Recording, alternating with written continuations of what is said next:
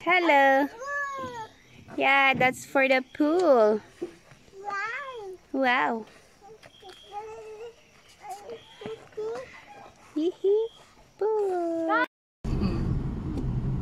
Hello. Say hi to the vlog. Hi. Oh. Hi. Wow. Talaga How about naman. you? Hi, also. Hi. Hi, look. Hi. Hi. What? Are you excited for our swimming? Hi. Yes. Okay, very good. Good. So we are going to Bogya Hot Spring Honduan. So this is a great place to see all the beauty of Ifugao and Honduan village. So this hot spring is a nice reward after 30 to 45 minutes hike. So from main road. So merong maliit na area for soaking, yung hot spring. And the water temperatures controlled by letting in cold water from the nearly river. So katabi niya is the cold water river. So Hapo Village is a peaceful town that is home to vast rice field and terraces. Diba? Dumaan na kami dyan. Tingnan naman. Its rice terraces are part of a cluster that is over 2,000 years old. Diba? Grabe. And covers two other village, Nungulan and Bangaan. So, yan yung magkatabing parang barangay dyan na dadaanan natin. So, we are so excited to go there. So, I advise that you wear comfortable clothes and shoes that are easily to walk in. Kasi tingnan nyo naman yung daanan, oh. So, iwasan natin magsuot ng shorts kasi baka masugatan ang mga legs natin dahil sa palay or weeds sa daanan. So, iwasan din mag long dress kasi baka sumayad sa kung may mga maputik na daanan, yan baka sumayad at baka madulas tayo. And iwasan din natin magsuot ng madudulas na tsinelas kasi puro bangin ang dadaanan at mataas ang palayan. Tingnan na naman, oh, magkamali ka lang dyan. Lublub ang ulo mo dyan. Hi guys, we are here. Ooh! In rice terraces. This is Hapaw rice terraces. Look at that. So beautiful, guys. So we're going to the hot spring. So we will go and cook egg. We will try to cook egg there. It's nice experience. Let's go. Woohoo!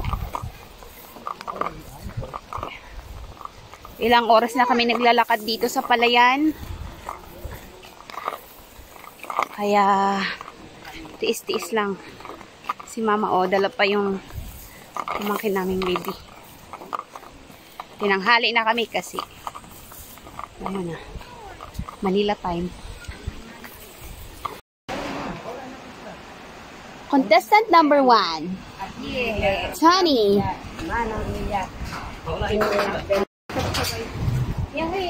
Nardo, come to picture siya. Okay, ini. 1, 2.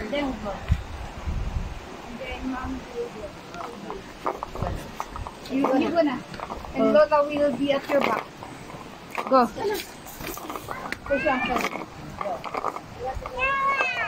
Water. Hindi yan yung laro. mas malaki doon, bebe.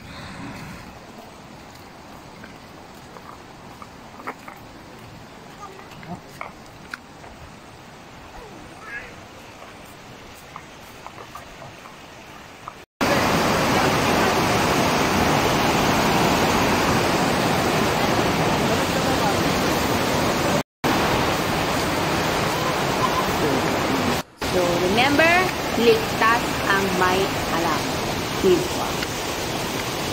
At laging umuulan kasi dito sa Ifugao, lalo na dito sa Banawe, at saka dito sa Honduan part. Kaya laging magdala ng payong din. So, rain or shine, no, meron kang magagamit o diba? So, we are so excited to go to the hot spring. So, for now, let's enjoy the view of the way. I mean the scenery of our dadaanan.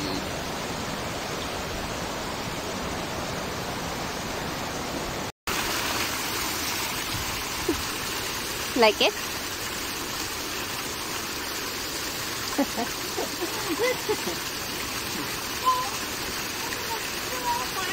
Ay, sakit naman yung paan ito. Ano, buhatin mo na sila. Sige, first mo.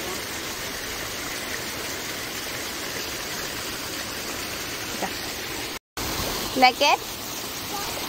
Okay.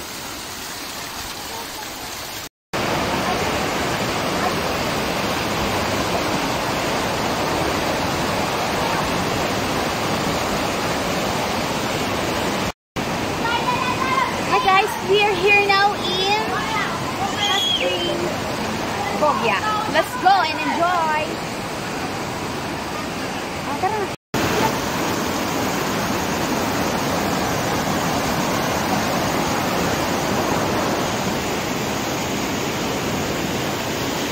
Guys, register muna tayo dito. So, to help our spring. 70 pesos ang bayad. Let's go swimming. Baby!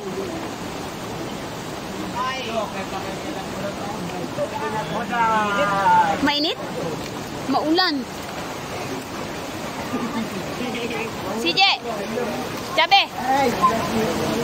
Okay, CJ! Hello!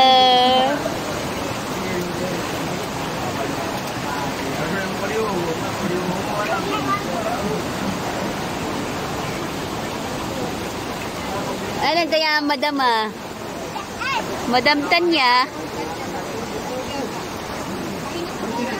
Mainit ano? Guys, did you know that soaking in hot spring can be a great way to naturally detox your skin?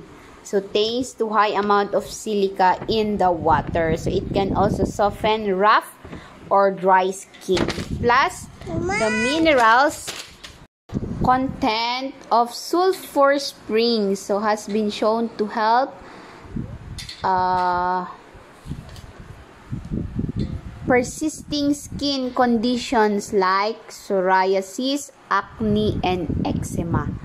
So kung meron kang mga buni-buni and kung ano-anong skin disease na meron ka, yan, pwede niyang i-heal. Kaway-kaway! Baby, kaway-kaway! Oh, say hi to our vlog. Hello. What happened? Huh? Oh, that's hot kasi. Baby, look at it all, oh. Oh, yo, yo, yo. Oh, yo, yo, yo, yo. You don't like the water? Smells like egg. It smells like egg.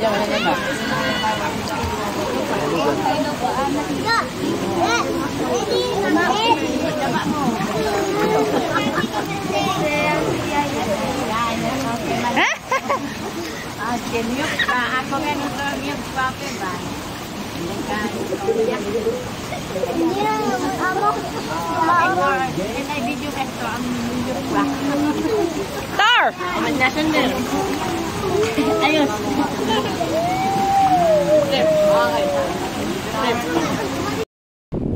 Don't take shower after you have finished bathing in the hot spring. Medicinal components in the water will get washed off in the shower and their effect will be reduced. If your skin is sensitive and easily irritated, please do rinse yourself off with fresh water. So meron mga fresh water naman sa gilid so you can have shower after ligo in the hot spring. Okay. Habay! 1, 2! Come. Okay.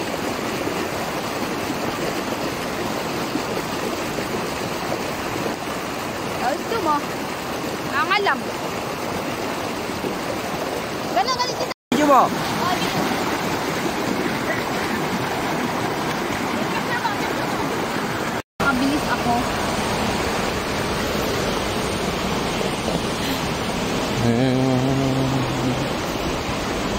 Rain or shine, gala pa din.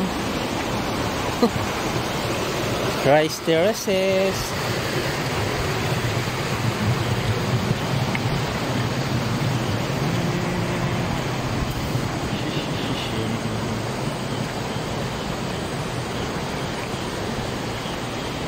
Tulog ang baby.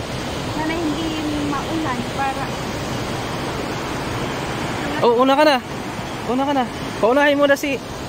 Kasi mabigat na si tita niya. Ah, Tita Jarel.